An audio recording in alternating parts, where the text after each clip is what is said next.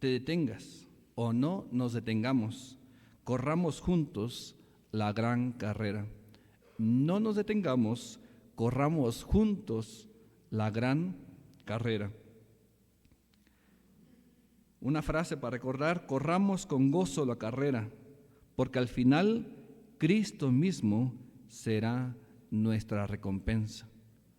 Fíjense esta parte especial, dice: corramos con gozo la carrera, porque al final Cristo mismo será nuestra recompensa. Vamos a orar. Padre, oh Dios Todopoderoso, te damos gracias. Tu palabra dice que nos has escogido antes de la fundación del mundo. Quiere decir que cuando estás creando este mundo, la tierra, el sol, la luna, las estrellas, las plantas y los animales, antes de toda esta creación, dice tu palabra que ya nos habías escogido para vida eterna. Gracias, oh Dios Todopoderoso. Cuando le hablaste a Abraham y le dijiste que saliera de su casa, de su familia y de su tierra, y que le ibas a mostrar un lugar en especial donde él iba a habitar, y que le darías una descendencia como la estrella de los cielos y la arena del mar, tu palabra dice que también sería de bendición para todas las naciones. De igual manera que nosotros también estábamos contemplados en esa bendición, pensando en que mucho pueblo de todas las naciones estarían delante de tu presencia, oh Padre. Señor, sabemos a través de las Escrituras que tu palabra nos dice que estábamos separados a causa del pecado.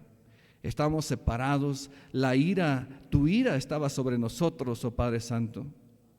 Sin embargo, nos has reconciliado por medio de la muerte de tu Hijo Jesucristo en la cruz del Calvario. Y ahora, a través de tu sufrimiento, de tu muerte y de tu resurrección y ascensión a los cielos, hoy podemos contar con una vida nueva. Y podemos contar con el poder de tu Espíritu Santo, porque la promesa fue de que después de que tú te irías, enviarías al Consolador y recibiríamos al Espíritu Santo. Tu palabra dice: y recibiréis poder cuando haya venido sobre vosotros el Espíritu Santo. Ahora hemos confiado plenamente y enteramente en que tu Espíritu Santo ha descendido sobre tus hijos.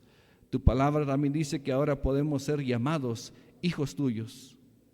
Tu palabra dice que tu Espíritu Santo es como las arras de nuestra herencia y que fuimos sellados por medio de él, Padre Santo, de tu Espíritu Santo.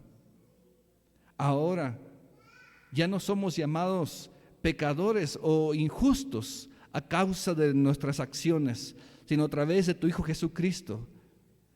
Tu justicia ha sido impuesta sobre nosotros, y al final de nuestras vidas y en el canto de miles y millones de personas alrededor del mundo podremos estar delante de tu presencia, cantando y alabando a Rey de Reyes y de Señor de Señores, Padre Santo.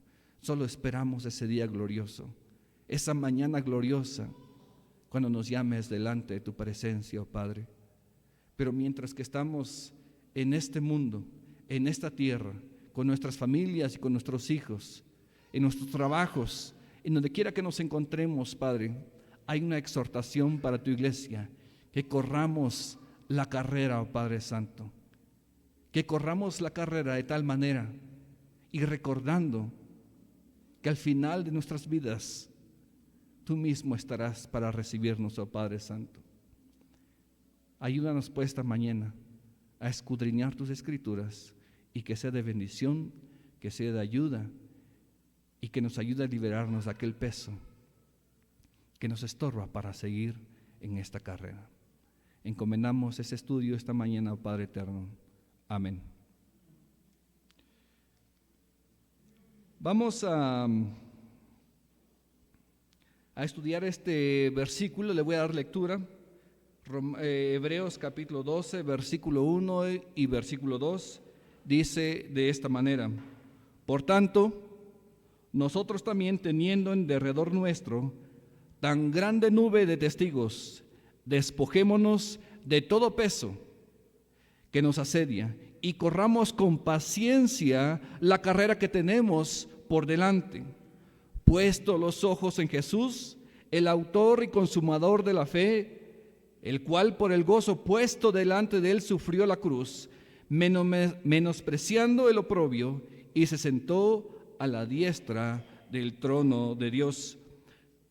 Normalmente cuando nos encontramos en diferentes situaciones en nuestra vida, nos vamos a encontrar en adversidades. Levanten aquí, hermanos, la mano. ¿Quién se ha encontrado en algún problema? En alguna dificultad, en enfermedad, ya sea por causas naturales o por la fe. Constantemente el creyente vamos a encontrarnos en diferentes situaciones. Algunos hermanos en persecución, algunos hermanos en muerte por causa del evangelio. Es muy importante notar que la vida cristiana constantemente vamos a tener dificultades constantemente. Y entonces la pregunta es, ¿cómo le hacemos? ¿Cómo le hacemos para poder proseguir en el camino en el cual Dios nos ha puesto? ¿Cómo podemos proseguir de una manera victoriosa, de tal manera que el nombre de Dios sea glorificado a través de nuestras propias vidas? Pensando en esta situación, el capítulo 11 de Hebreos menciona una cantidad de nombres importantes y otros que no se mencionan. Este capítulo se llama, o muchos le han denominado, el Salón ¿de qué? De la Fama. En este libro, en este capítulo nos encontramos primeramente ¿a quién? A Abel. Ahorita vamos a ir describiendo un poquito más quiénes se encuentran. Encontramos varios nombres que se han encontrado caminando y que ya terminaron esta carrera y que ahora están dando testimonio acerca de quién es Dios. Pensando en esta situación, voy a dar una pequeña remembranza acerca de Hebreos, porque muchas veces, Hebreos todavía no hay no se sabe quién escribió el libro de Hebreos, la carta de Hebreos. Unos dicen que Pablo, por la forma de escribir, dice que Pablo escribió esto en el año aproximadamente 68 después de Cristo, y que esta carta estaba dirigida a hermanos y hermanas que se encontraban en persecución o que se encontraban en sufrimiento. Si tomamos en cuenta que Roma estaba en su apogeo y que Nerón estaba gobernando en este tiempo, quiere decir que los judeocristianos o los nuevos cristianos que estaban creyendo estaban sufriendo a causa ¿de qué? De la palabra de Dios. Todos los cristianos para este tiempo están sufriendo diferentes adversidades, diferentes situaciones. Y entonces, en este momento de sufrimiento, de adversidades, que podría haber desánimo, que la fe podría menguar, entonces llega esta carta importante para ellos. Y todo el libro de Hebreos va a animarles a estos varones para decirles, ustedes pueden llegar hasta el final de este camino por la cual han empezado. Hebreos capítulo 1 y capítulo 2 va a hablar de una manera excepcional acerca de quién es Jesús. Dice que Jesús es la palabra de Dios. Fíjense, hablando históricamente, los judíos entendían que los ángeles eran los mensajeros ¿de quién? De Dios. Ellos transmitían la palabra de Dios. Sin embargo, cuando el autor de Hebreos habla acerca de Jesús, dice que Jesús es mayor que ¿quién? Que los ángeles. Y Él es el que está trayendo la palabra de Dios. Segunda parte, exaltar a Cristo como mayor a ningún otro ángel, a cualquier ángel que existiera o que se nombrara en toda la Biblia, Él era mayor. Segundo, exponiéndolo como el creador del universo y semejante a Dios mismo. Le está animando hermanos, varones, mujeres, niños y ancianos, a Cristo, a Jesús, al que ustedes creen. Él es mayor que los ángeles. Él es el creador del universo y es semejante ¿a quién? A Dios mismo. Dice que Él es el resplandor de su gloria. Capítulo 3 al capítulo 4, el autor expone a Jesús como es la esperanza para la nueva creación. ¿Y por qué como la esperanza para la nueva creación? Primeramente, Jesús dice que Jesús es mayor que Moisés. Hablando en el Antiguo Testamento, Moisés es el que saca al pueblo de Egipto y se lo lleva a la tierra prometida. Aunque Moisés no haya entrado a la tierra prometida, aunque a Moisés haya fallado, dice el autor, Jesús es mayor que ¿quién? Que Moisés. Si los hermanos se sentían achicopalados, se sentían pequeños, se sentían desanimados, Él les dice, al que ustedes creen es mayor todavía que Moisés. Del capítulo 5 al capítulo 7, expone a Jesús como el sacerdote eterno. Hablando de la situación sacerdotal del Antiguo Testamento, nos encontramos que el sumo sacerdote es el que ofrece anualmente un sacrificio por el pueblo. Y entonces este sacrificio es presentado delante de Dios de tal manera que el pueblo de Dios es perdonado de sus pecados. Pero entonces ahora Jesús es ¿quién? El sumo sacerdote. Y no solamente que es el sumo sacerdote, porque los sacerdotes iban de generación en generación, pero todos llegaban hasta la tribu de ¿quién? ¿De dónde venían los sacerdotes del Antiguo Testamento? De la tribu de Leví. De la tribu de Leví. ¿Quién era el papá de Leví? Abraham, Isaac, Jacob. ¿Y de Jacob cuántos hijos tuvo? De sus 12 hijos, uno se llamaba Leví. Y de la tribu de Leví salieron todos los sacerdotes. Pero cuando el autor de Hebreos dice, pero Jesús no viene de la descendencia, ¿de dónde?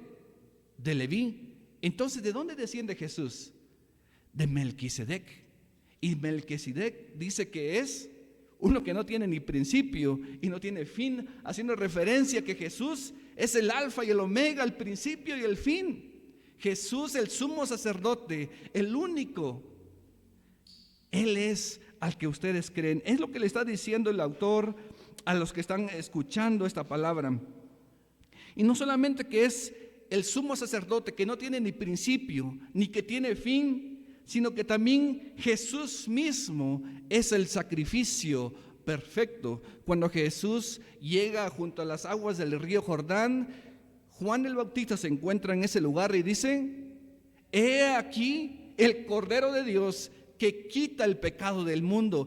Jesús mismo es el Cordero que iba a ser sacrificado para el perdón de los pecados. Entonces Jesús mismo es el sacerdote que no tiene ni principio ni tiene final. Él mismo es el sacrificio perfecto delante de Dios.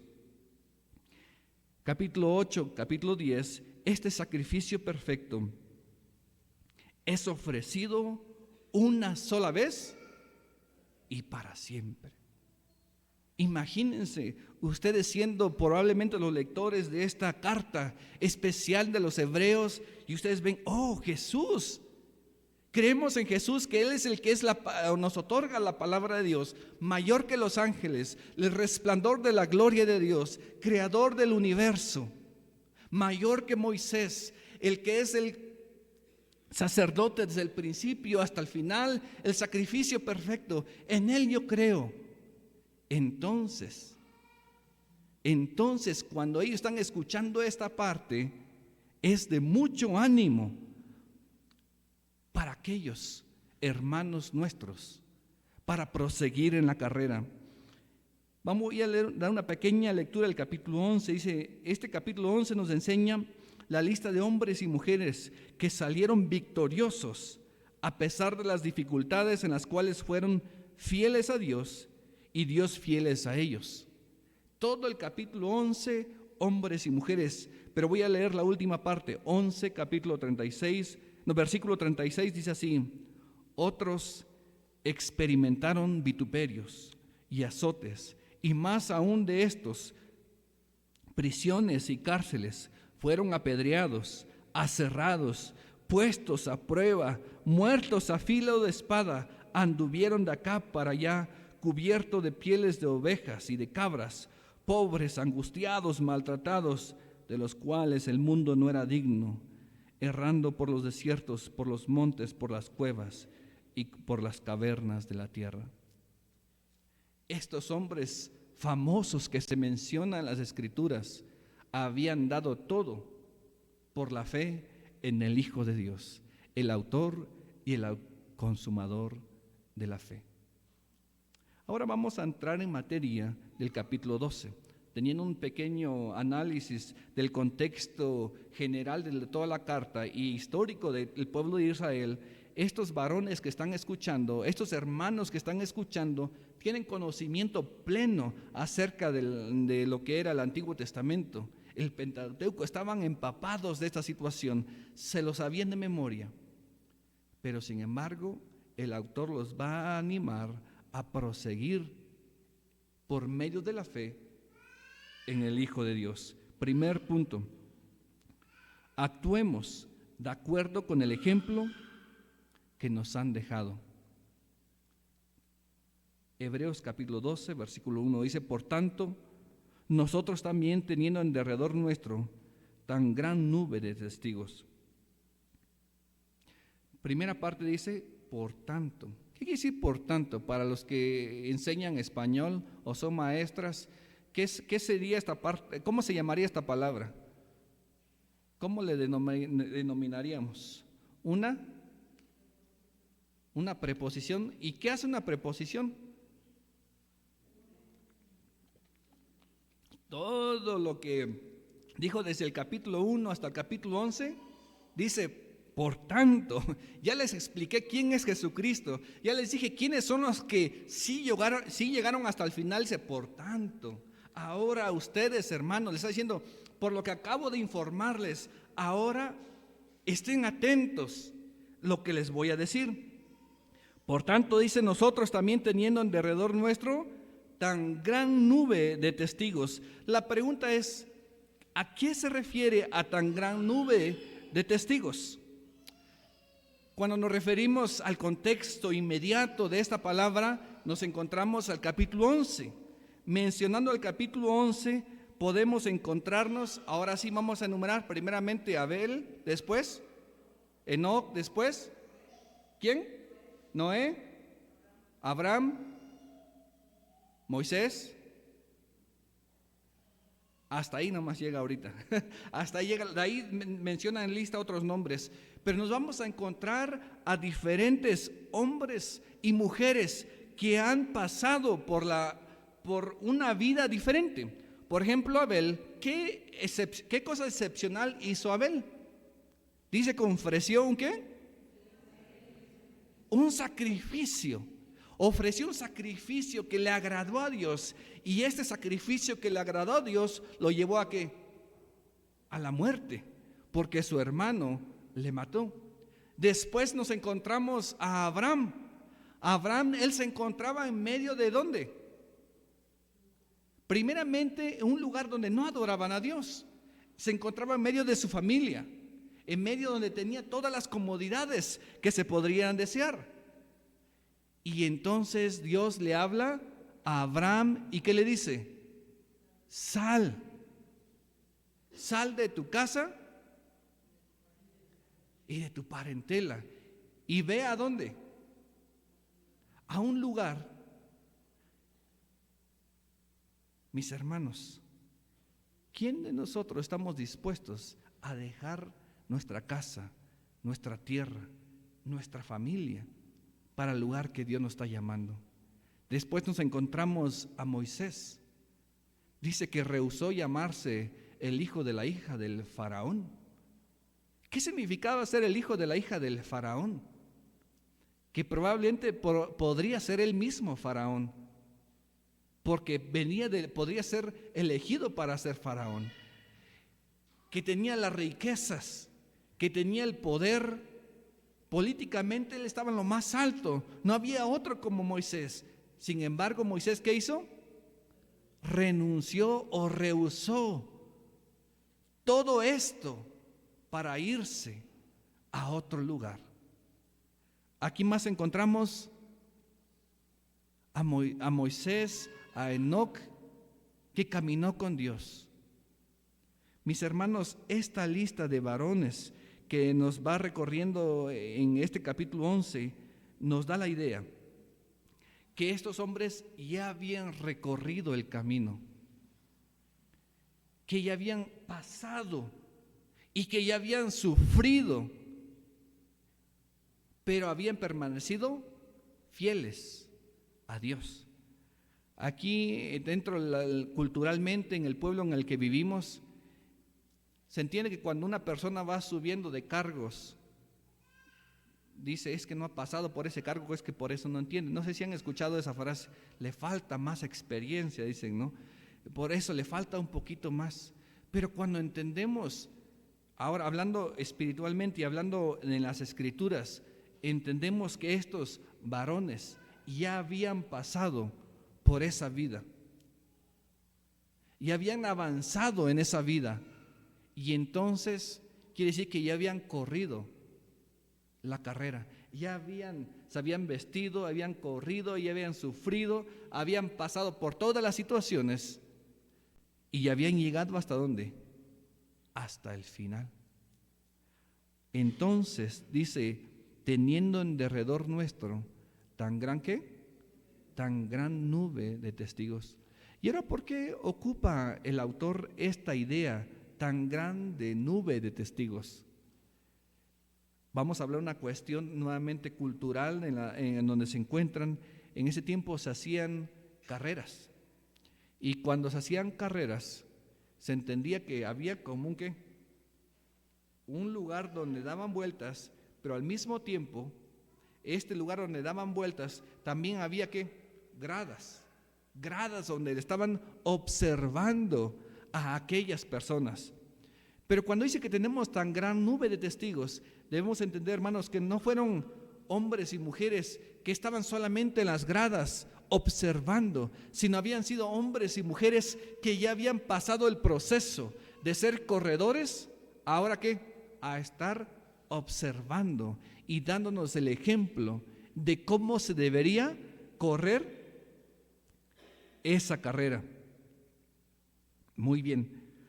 Otra explicación también que se le da a este texto, tan gran nube de testigos, también se dice que son los hermanos alrededor nuestro, que están observándonos, pero que también están corriendo junto con nosotros para terminar la carrera.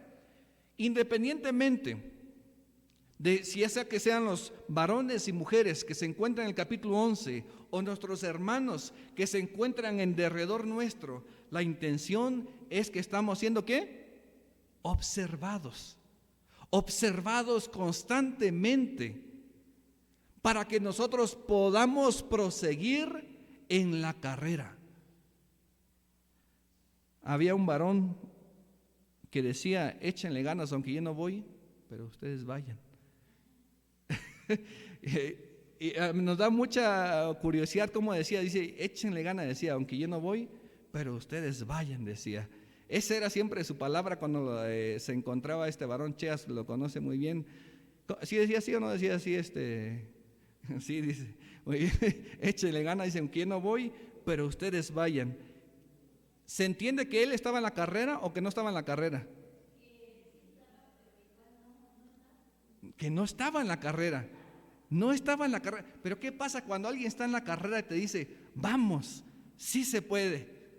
Entonces, porque está caminando junto a ti o ya corrió la carrera, entonces sus palabras son de ánimo, porque sí se puede, porque juntos podemos, o porque tú pudiste, nosotros también vamos a poder terminar la carrera.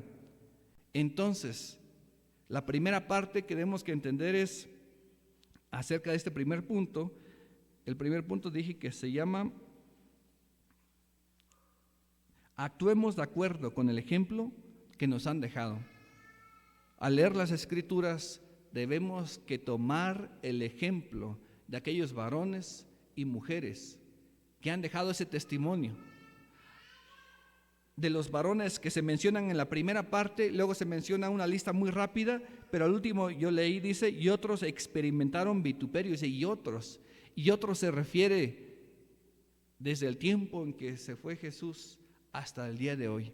Tenemos ejemplos de mujeres y hombres. ¿Quiénes han leído las biografías misioneras, hermanos? Que les hemos dado el reto de las biografías misioneras. Yo recuerdo cuando terminé de leer una de las biografías, y yo sí estaba como diciendo, Dios, pero ¿por qué permitiste a Adoniram? Dice que cuando él terminó casi su vida, dice que él se subió a un barco. ¿Y qué pasó con Adoniram cuando se subió al barco? Dice que enfermó y después murió. Y después de que murió, ¿sabe qué hicieron con Adoniram? Lo aventaron al mar. Y no saben dónde. Tanta que se describe de Adoniram desde su niñez, su edad joven, adulta, sus sufrimientos, la muerte de sus hijos. Y dijo, Dios terminó en el mar sin ser enterrado, sin sus familiares. Entonces podemos entender, teniendo en derredor nuestro tan gran nube de testigos, aquellos varones y mujeres que han caminado la carrera, que han empezado y que han terminado con fe completamente en que al final de sus vidas se encontrarían a Dios mismo. Mis hermanos, cuando ustedes se encuentren en dificultades, en problemas, en enfermedad, tienen en derredor de ustedes tan gran nube de testigos. Caminen de acuerdo a su ejemplo. Cuando flaqueen, cuando sientan que ya no puedan más, recuerden a los testimonios de aquellos hombres y mujeres que dejaron su vida, dejaron mujeres, esposas, hijos, terrenos, todo para seguir a Dios, y que estaban dispuestos a enfrentar la propia muerte. Dice el apóstol Pablo, porque para mí el vivir es Cristo y el morir es ganancia, teniendo en derredor nuestro tan gran nube de testigos. Segundo punto, despojémonos de todo peso para la carrera. Dice, despojémonos de todo peso para la carrera. Una orden.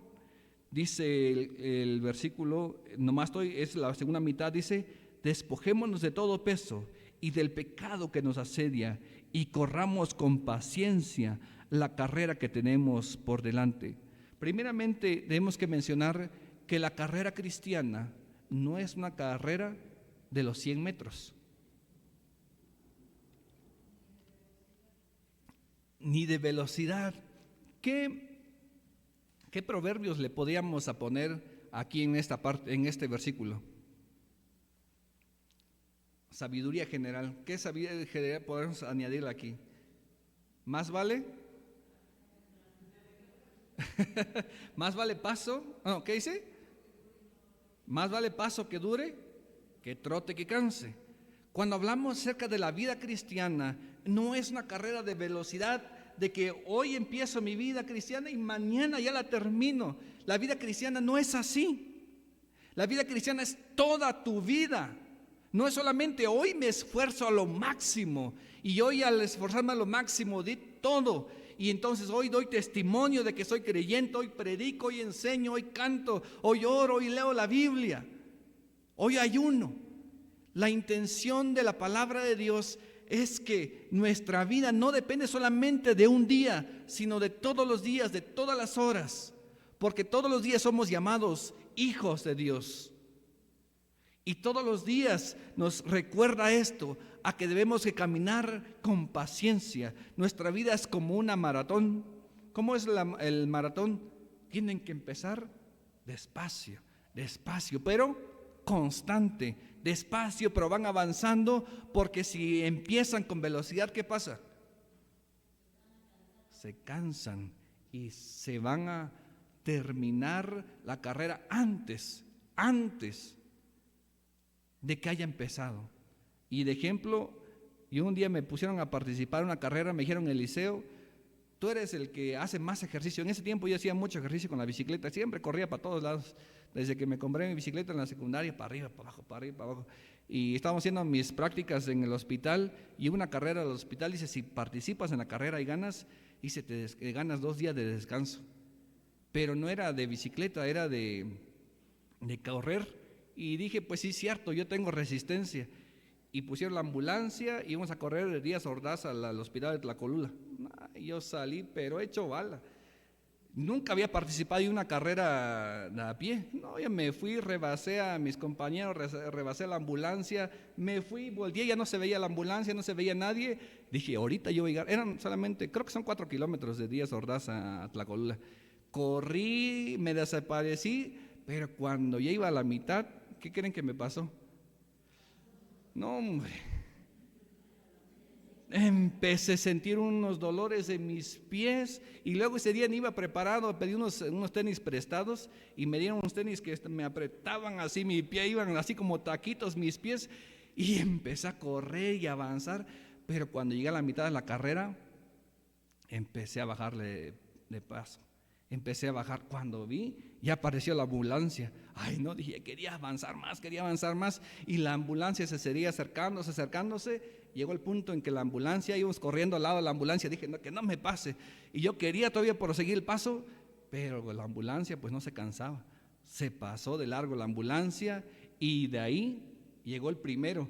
Dije, no, ya, me falta poco para llegar. Y llegó el primero, llegó el segundo, llegó el tercero, llegó el cuarto, llegó el quinto. Total que yo llegué hasta el final, hermanos. Tenía una risa, y mis compañeros tenían una risa, dice, si te desapareciste. Para nosotros que tú ya estabas en la meta, dice. Mis hermanos, la carrera cristiana no es una carrera de velocidad. La carrera cristiana es una carrera de paciencia, de empezar constantemente. Todos los días, constantemente. Dice el apóstol Pablo a su discípulo, disciplínate para la piedad. Empieza, pero disciplínate, hazlo constantemente, todo el tiempo. Disciplínate para la piedad. Mis hermanos, el deseo del autor del libro de Hebreos es que estos varones y mujeres, hermanos nuestros, que prosiguieran esta carrera de una manera constante. Dice el versículo, dice, por tanto, pero para proseguir en esta carrera, ¿qué dice? Despojémonos de todo peso. Cuando nos referimos a que dice despojémonos de todo peso, ¿a qué se refiere? Cuando vemos el capítulo 11, podemos ver que Abraham anduvo por fe, Moisés anduvo por fe, Elías anduvo por fe, Abel anduvo por fe, todos anduvieron por fe. Entonces, ¿cuál sería el más grande pecado o peso que le puede ocurrir a un cristiano? ¿Cuál sería lo contrario a la fe? La incredulidad, mis hermanos. La incredulidad es el peor enemigo del cristiano. Cuando te encuentras en dificultad, el enemigo te dice, ya no puedes, no avances, estate quieto, tranquilo. ¿Para qué sufres? Puedes tomar un desvío y relajarte. Mis hermanos, el peor enemigo del cristiano es la incredulidad. No creerle a Dios. Anoche estábamos hablando de esto con los jóvenes. Le digo, cuando el pueblo de Israel salió de Egipto, ¿quién hizo las maravillas de las plagas para que el pueblo de Egipto temiera y reconociera a Dios? Dios mismo. Dios mismo. Cuando llegaron al Mar Rojo, ¿quién abrió el Mar Rojo? Dios mismo detuvo las aguas. Millones de litros de lado, y el pueblo lo vio. ¿Quién les dio a beber del agua en el desierto? Dios mismo les dio del agua. ¿Quién se presentó en el monte Sinaí? Dice que el monte humeaba y relampagueaba y nadie podía tocar el monte porque era un lugar santo. Dios mismo estaba ahí. Sin embargo, a pesar de ver las maravillas y proezas de Dios, el pueblo que dijo, este Moisés ya se murió. Ya se murió Moisés. ¿Y qué dijeron el pueblo? Aarón, haznos un becerro y vamos a decir que este becerro nos sacó de Egipto. La peor cosa que le puede pasar a un cristiano es la incredulidad, dejar de creerle a Dios. Mis hermanos, despójense de la incredulidad. Si algún día el enemigo los tienta a no creerles a Dios, rechacen a esa tentación, esa forma de pensar al enemigo. Por eso el apóstol Pablo escribe en Efesios capítulo 6 y que dice que debemos que ocupar la armadura de Dios, y primero dice que nos pongamos ¿el qué? El yelmo. ¿Dónde se pone el yelmo? En la cabeza. Cuando el enemigo empieza a atacar, dice que tenemos un adversario que anda como león rugiente buscando a quien devorar, y el primer lugar que el enemigo te va a atacar va a ser tu mente. En tu mente va a sembrar la duda, la discordia, la incredulidad, para que dejes de creerle a Dios mismo. Cuando David iba a entrar a la guerra, ¿qué pasó con David? ¿Qué mandó a hacer a su siervo? A hacer un censo. ¿Dónde creen que se empezó a forjar esa idea? En su mente. ¿Y por qué se forjó esa idea? Tenía miedo. ¿A qué? A perder en la batalla, a que sus hombres no fueran suficientes para la guerra. La incredulidad es una de las principales cosas para que el hombre, el Hijo de Dios, los hijos de Dios, la iglesia de Dios, no avance, retroceda y se aparte del camino. ¿Qué más podemos entender en esto de despojémonos?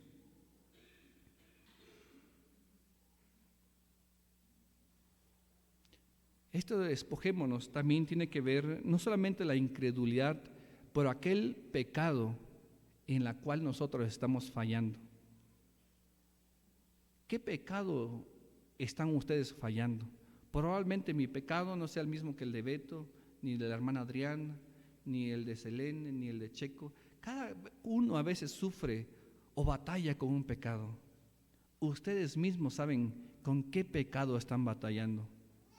Dice el apóstol, dice el versículo, dice, despojémonos de todo pecado.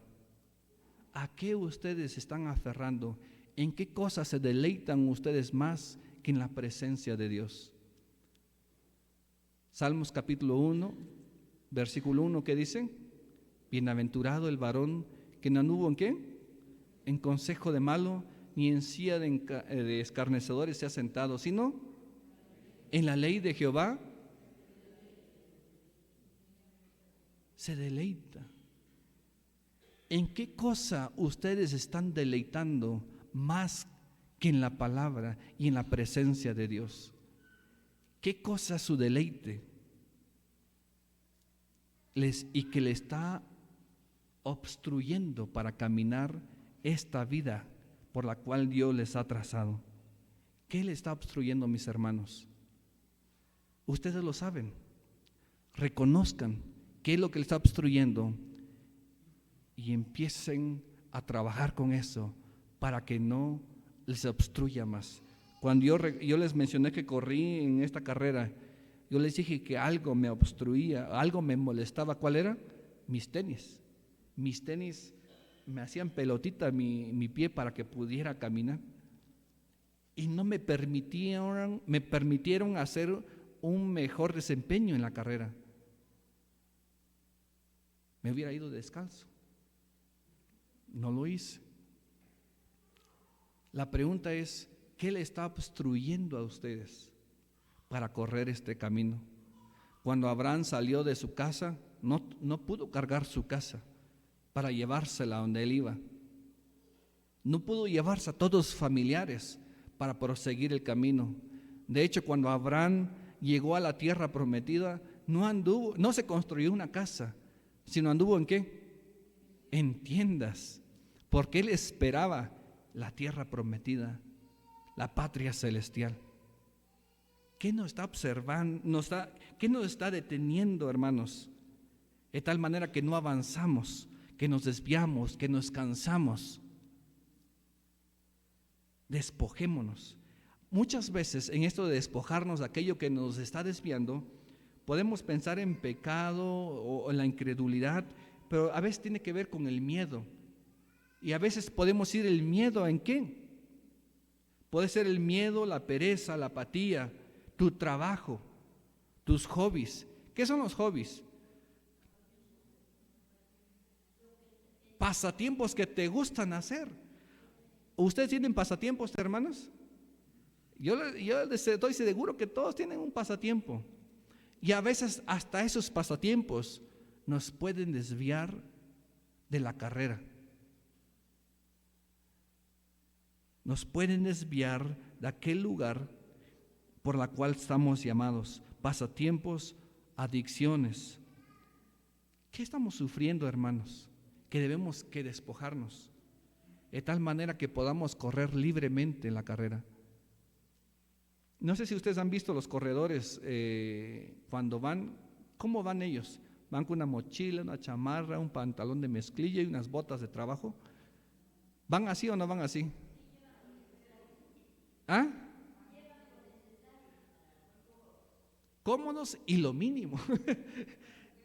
Ultra ligeros, cada vez en la tecnología es mayor y buscan telas menos que, bueno, que pesen menos, que hagan la mínima fricción donde vayan avanzando, tenis que los levanten, que casi que vuelen. ¿Por qué? Porque quieren estar tan livianos. ¿Para qué? Para poder avanzar y ganar la carrera. Y si lo vemos de una manera literal con los corredores y que llegan al final y ganan su medalla, ¿por qué nosotros no lo hacemos? Nos despojamos de aquellas cosas que nos estorban. Y cuando digo que nos estorban, literalmente nos estorban para proseguir. Cuando un pasatiempo, hay unos que tienen el pasatiempo de ver películas. No es que digo que jamás deben que ver películas, pero cuando este pasatiempo ocupa el tiempo más importante con Dios, ¿qué debo hacer con esto? Dejarlo de lado. Si una adicción que yo tenga me está absorbiendo el tiempo y me estoy separando de Dios, tengo que hacer de corte final y vámonos a avanzar.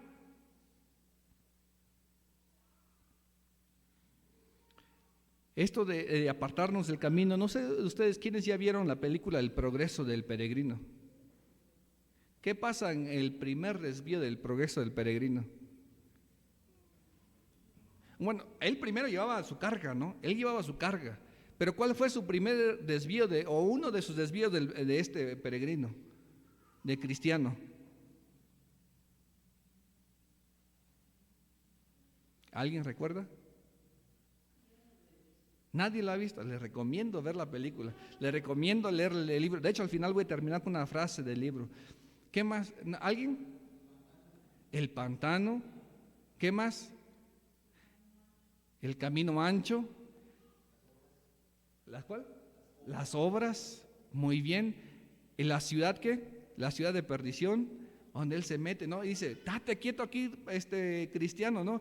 Mira, vete, disfruta, haz todo lo que tú quieras. No avances en tu camino. Y en este mundo es igual. Hay tantas cosas que nos pueden alejar de Dios. Pero debemos que decir no. No a aquellas cosas que nos están desviando del camino de Dios.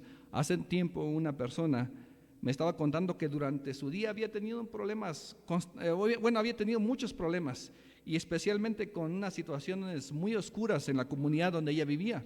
Y dice, yo soy cristiana y yo no estoy de acuerdo con esas situaciones o prácticas oscuras acerca de Satanás, y habían como cosas muy turbias en ese pueblo. Y ella empezó a negar esas situaciones. Dice que llegó la noche y ella empezó a tener pesadillas. Tuvo pesadillas y se despertó y sentía que la ahorcaban y que casi estaba muriendo. Y algo que muy importante que ella empezó a hacer es que empezó a clamar con gran voz a Dios y reconocer el poder de Dios en medio de esta aflicción.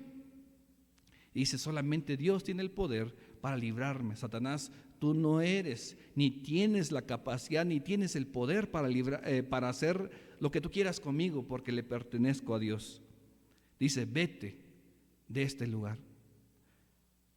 Cuando estamos en situaciones difíciles, mis hermanos, muchas veces casi queremos esperar ver este tipo de ataques. Pero la verdad es que los ataques de Satanás no se presentan de esa forma, o todo tiempo. Pensamos que Satanás va a venir a ahorcarnos, casi matarnos, arrastrarnos al pecado. La pregunta es, ¿a cuántos de ustedes han sido arrastrados literalmente para el pecado? Mayormente, primeramente nuestra carne nos induce al pecado, el mundo nos induce al pecado y Satanás al finalmente nos termina rematando. Nosotros mismos con nuestros propios pies avanzamos hacia ese lugar. Pero nosotros sí sabemos que vamos hacia ese lugar de perdición. Sabemos que vamos a fallar cuando llegamos ahí.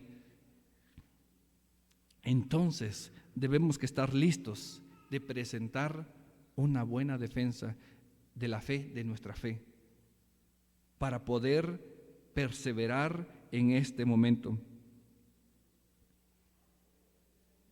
Vamos a pasar al tercer punto, hermanos, y último punto.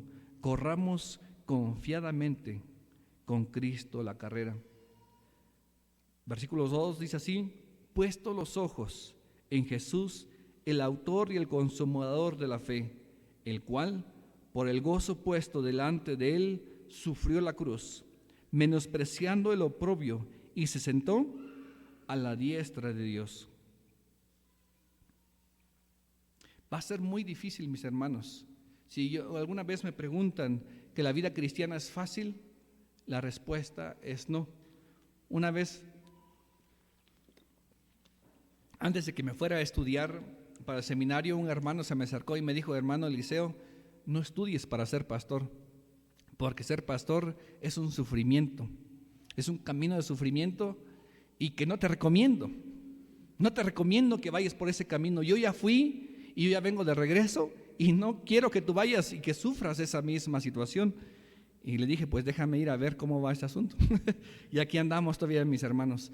La situación es que cuando empezamos la vida cristiana, muchas veces no va a ser fácil.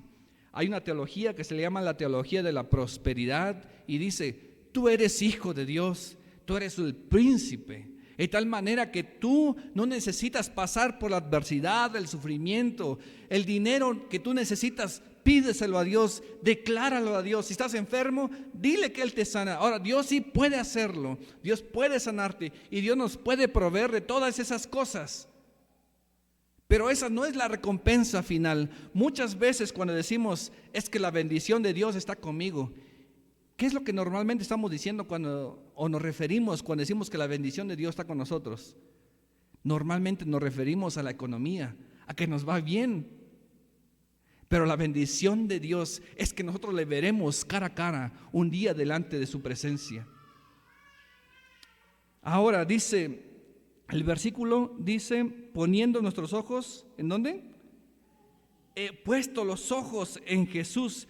En Filipenses capítulo 2 y Hebreos capítulo 2 versículo 9 dice así: pero vemos a aquel que fue hecho un poco menor que los ángeles, a Jesús coronado de gloria y de honra a causa de sus padecimientos de la muerte, para que por la gracia de Dios gustase de la muerte por todos, porque convenía a aquel que por cuya causa son todas las cosas y por quien las cosas subsisten, que habiendo de llevar a muchos hijos a la gloria, perfeccionase por aflicciones al autor de la salvación de ellos.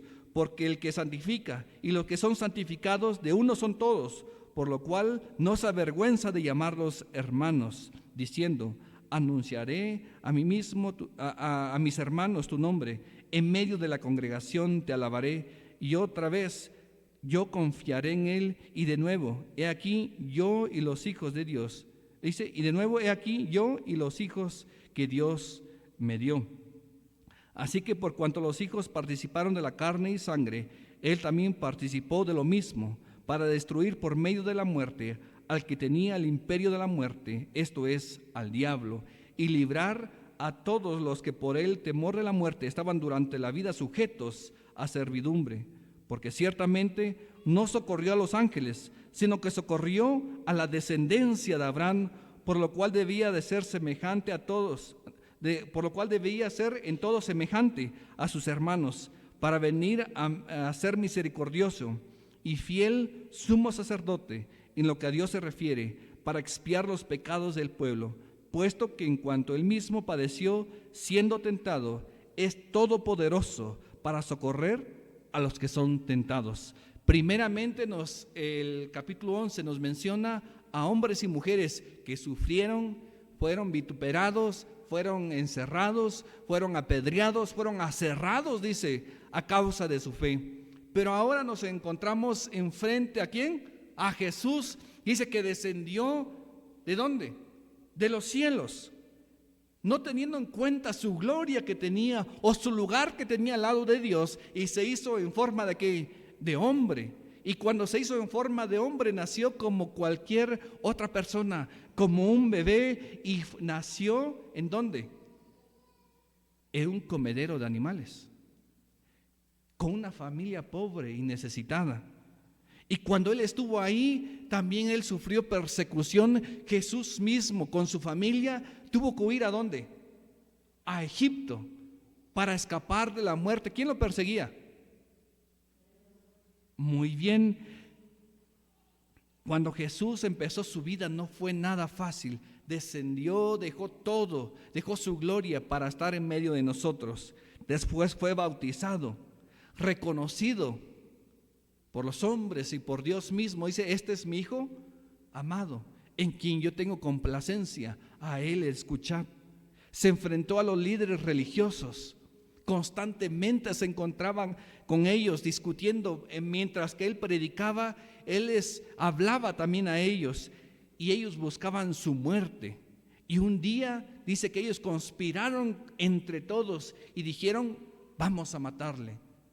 Y entonces, cuando dijeron que iban a matarle, planearon detenidamente cómo iban a matar a Jesús, al Rey de Reyes y Señor de Señores. Dice que tomaron a varones que tenían que mentir o testificar en contra de Jesús. Y entonces Jesús fue aprendido en el huerto ¿de dónde? De Getsemaní. Y cuando fue aprendido, fue llevado y fue azotado. Después de que fue azotado, fue llevado ante el sumo sacerdote, después ante Poncio Pilato, y le dijo Poncio Pilato, ¿a quién voy a liberar? ¿A este o a Jesús, que no había cometido nada? ¿Qué dijeron el pueblo?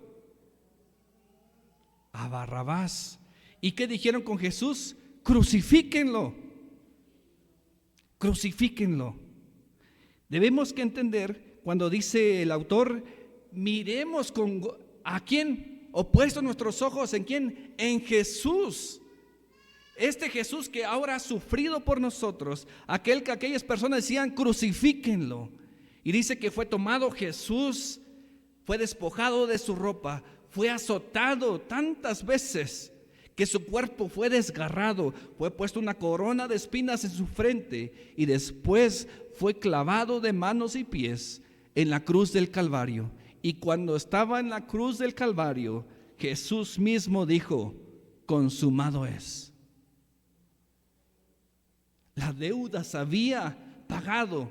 Cristo ahora, Jesús en la cruz, era el Cordero de Dios, que estaba quitando el pecado del mundo. La ira de Dios estaba descendiendo sobre él. Cuando Jesús fue bautizado, dice que salió como un resplandor en el cielo y una voz decía, este es mi Hijo amado. Pero en este momento de la cruz, ¿qué pasó? Se oscureció. La misma naturaleza le negó la luz. La ira de Dios estaba recibiendo toda. La ira de Dios estaba sobre Jesús, porque Él estaba muriendo. ¿Por qué? Por los pecados de todos nosotros. Después de su muerte, fue enterrado. Y después de su entierro, al tercer día ocurrió la cosa más maravillosa de todos los tiempos de la historia, pasado, presente y hablando del futuro. No hay cosa más maravillosa que la resurrección de nuestro Señor Jesucristo, porque en esta resurrección tenemos esperanza. Y entonces Jesús resucitó, y después, ¿qué pasó? Ascendió a los cielos. ¿Y dónde se encuentra ahora? Sentado a la diestra de Dios Padre. Mis hermanos, cuando vemos esta situación, el autor nos está diciendo, ¿qué nos está diciendo? Dice, puesto los ojos en Jesús, el autor y el consumador de nuestra fe. Vean a los que ya pasaron, terminaron la carrera, tuvieron algunos quebrantos, algunas dificultades, pero terminaron la carrera. Después dice, miren a Jesús, que también ya ha corrido la carrera y la ha terminado. Pero no solamente esto, dice, el cual por el gozo puesto delante de él sufrió la cruz. Cuando Jesús, podríamos decir que él sufrió de una manera terrible. Cuando Jesús se encontraba en el huerto de Getsemaní, él oró al Padre. ¿Y qué le dijo? Padre, ¿qué le dijo? Si es posible, pasa de mí esta copa. Él sabía todo el sufrimiento que venía, y él sabía que la ira de Dios iba a ser derramada sobre él. Y dice, si es posible, pasa de mí esta copa, pero no se haga mi voluntad. Y entonces, ¿cómo podemos decir que él tenía gozo en medio de esta situación? Cuando se encontraba en la cruz del Calvario, un ladrón le dijo, dice, nosotros estamos aquí. ¿Por qué dice? Por lo que habían hecho. Pero dice, este injustamente está aquí. Y entonces le dijo, acuérdate de mí. ¿Y qué le dijo Jesús? Que hoy mismo estarás conmigo. ¿En dónde? ¿Acaso no era eso, era un gozo? Ahora podría redimir a esta persona por medio de su fe, no por medio de sus obras, por la fe que había puesto en Jesús, el Hijo de Dios. Dice, hoy mismo estarás conmigo en el paraíso. Era un gozo saber que ahora el hombre de todas las generaciones podrían ser restaurados delante de Dios Padre. Esa comunión que había sido rota, esa comunión en que Adán y Eva habían separados, que los habían sacado del huerto del Edén, ahora Jesús lo estaba restaurando, de tal manera que Dios ahora podía tener comunión con las personas, de tal manera que hoy podemos llamar a Dios Abba Padre, de tal manera que podemos comunicarnos directamente con Él. Dice, pongamos nuestros ojos, puestos los ojos en Jesús, el autor y consumador de la fe, en el cual por el gozo puesto delante de él sufrió la cruz. En nuestras aflicciones, mis hermanos, en las que pasamos, ciertamente sí sufrimos, Jesús mismo sufrió, pero no podemos perder la esperanza en Cristo Jesús. Y cuando vemos a Cristo Jesús, que ha corrido la carrera, podemos tener un gozo, decir, yo voy a llegar hasta el final y voy a verle. El gozo viene de saber que la victoria ya está dada. Si yo hubiera si yo hubiera sabido que iba a perder en esa carrera de Díaz Ordaz a Tlacolula, ¿creen que yo me iba a esforzar? Ya ni hubiera participado, mis hermanos. No les dije el final. Cuando llegué al hospital, ahí era el final, la meta. Cuando llegué, ya habían quitado ya se habían quitado todos los que estaban ahí en la meta, hermanos. Ya no había nadie. Y entonces cuando yo llegué, me metí directamente al área de emergencias. Y llegué con mis compañeros, le dije, inyécteme, por favor. Yo tenía unos calambres, pero de aquellos calambres que no me podían enderezar, me inyectaron. Y pues sí me fui 2 días de descanso, porque de verdad que por el dolor que había sufrido todo ese tiempo. Me inyectaron, yo me fui, descansé ese día, al siguiente día, hasta el tercer día volví al hospital. Pero si hubiera sabido que yo iba a sufrir, ¿qué hubiera pasado? Yo no hubiera ido, hermano, y si hubiera sabido que iba a perder, pues tampoco yo iba. Pero mis hermanos, nuestra esperanza como creyentes es que al final de nuestra carrera vamos a ver a Jesús. No es un tal vez, no es por si acaso, o a ver qué Dios quiere. Muchas veces que dicen, ¿qué va a pasar al final de tu vida? No sé, a ver qué Dios quiere. Esa es la respuesta muy común. Ay, Dios decidirá al final. No, mis hermanos, en esta vida la palabra de Dios misma nos asegura que al final de nuestra carrera veremos a nuestro Padre Celestial. La palabra de Dios dice que nadie puede ver a Dios y pueda vivir. Los ángeles que se encuentran delante de la presencia de Dios, dice que se cubren su rostro con sus alas y con otras vuelan, porque no pueden estar delante de la presencia de Dios y verlo cara a cara. Pero que Apocalipsis capítulo 19 dice que los creyentes, cuando lleguemos delante de Él, le veremos cara a cara. ¿Acaso eso no es la mayor bendición? La mejor recompensa que podemos tener como cristianos, que un día nos encontraremos cara a cara con el Rey de Reyes y el Señor de Señores. Pablo, cuando ya está a punto de terminar su vida, 1 Timoteo capítulo 4 versículo 7 dice así: he peleado la buena batalla, he acabado la carrera, he guardado la fe. Por lo demás, me está guardada la corona de justicia, la cual me dará el Señor, juez justo, en aquel día.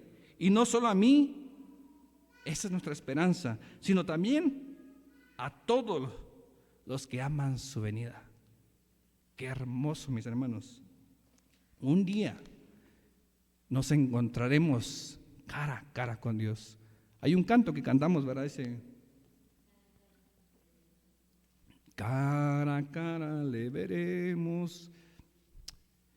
Normalmente la cantamos en funerales y vamos llorando, vamos llorando con mucha pesadumbre, tristeza, pero debería ser con gozo. Un día cara a cara le veremos a nuestro Señor, al autor y el consumador de nuestra fe. Ahora, cuando el autor dice despojémonos de todo, no nos debería resultar ¿qué? Difícil, cuando sabemos que la recompensa misma es Dios, quien nos espera en el cielo. Romanos capítulo 8 versículo 18 dice así: puesto que tengo cierto que las aflicciones del tiempo presente no son comparables ¿con qué? Con la gloria venidera que en nosotros ha de manifestarse. Dice, todas las aflicciones presentes que tenemos en este lugar, mis hermanos, no son nada con la gloria venidera. Por lo tanto, mis hermanos, despójense de todo peso. ¿Qué les está deteniendo en la carrera cristiana, mis hermanos? Despójense de ese peso, rechacen ese peso. Díganle a Dios, yo quiero correr y estoy listo para correr. Permíteme que en esta carrera pueda proseguir hasta el final. Ahora sí voy a leer la parte final del libro del progreso del peregrino, porque un día nos encontraremos delante de la presencia de Dios, mis hermanos. Ahora, nomás quiero recordarles, cuando corremos la carrera, no solamente correremos de embalde. En nuestra carrera no es simplemente correr, mis hermanos. La vida cristiana es un correr con un propósito.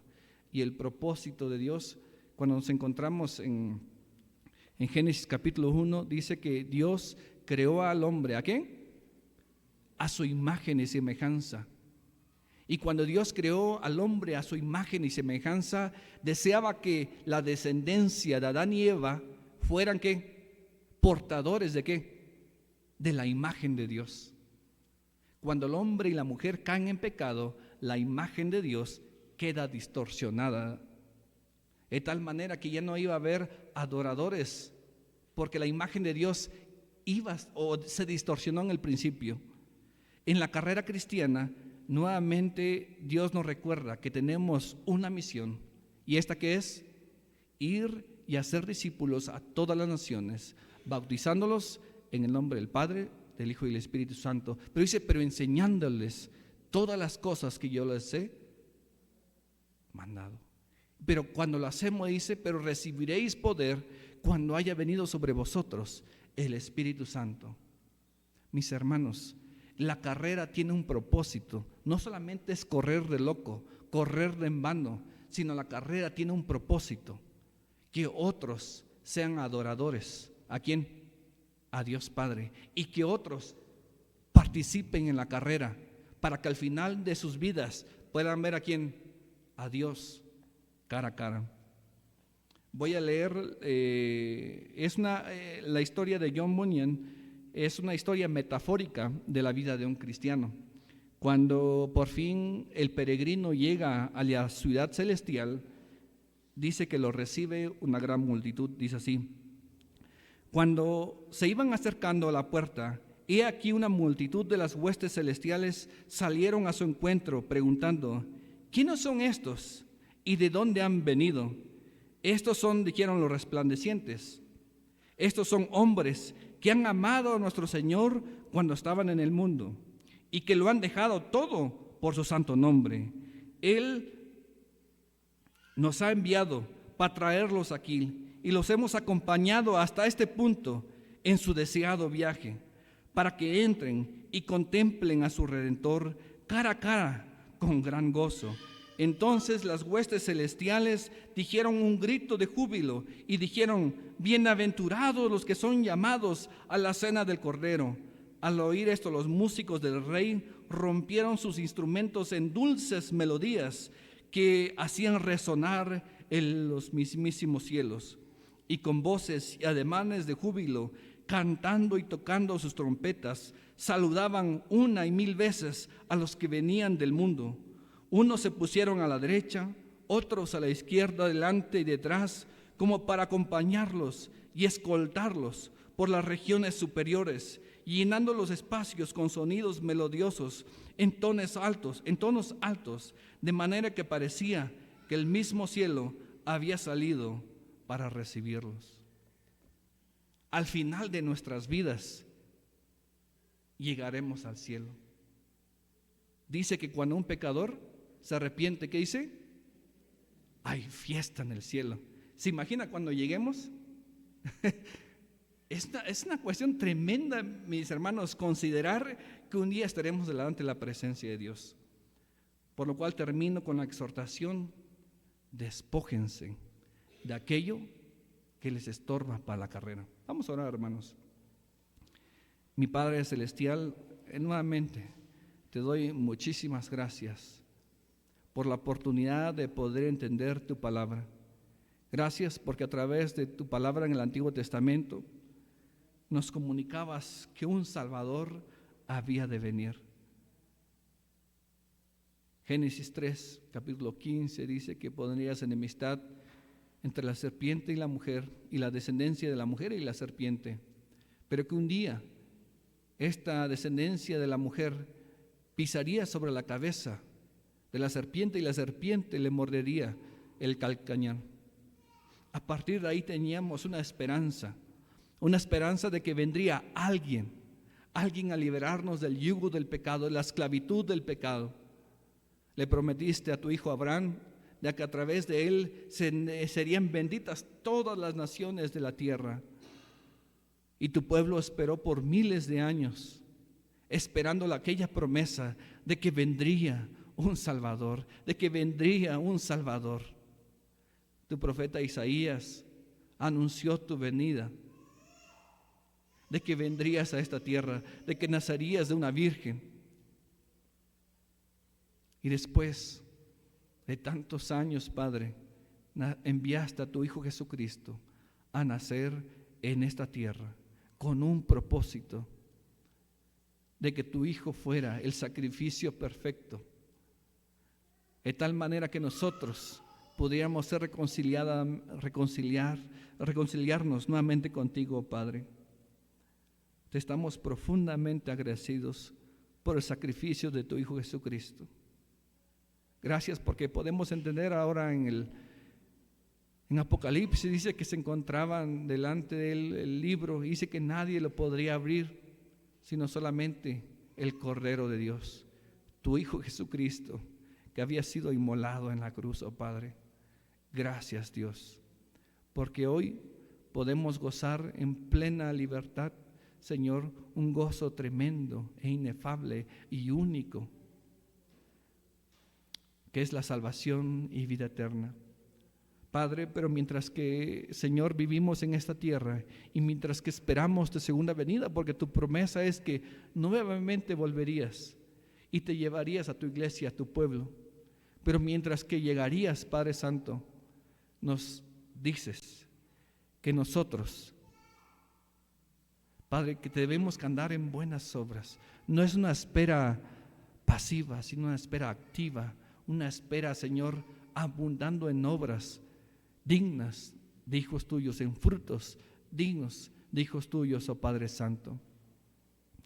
Mi Señor Dios, gracias por esta oportunidad, y ruego, mi Padre Celestial, si aquí en la iglesia hay todavía alguna persona, alguna mujer, algún varón, Señor, que todavía no es partícipe de esta carrera, oh Padre, que tu Santo Espíritu lo anime, que lo guíe a participar, y no solamente a participar, sino a deleitarse en este camino maravilloso que es la vida eterna, Padre Santo, y que tus hijos puedan ser testimonio en palabra, en fe y en hechos, oh Padre Santo. Te alabo y glorifico tu santo nombre, oh Padre Celestial. Amén. Bueno, mis hermanos, pues le damos lugar a mi hermano.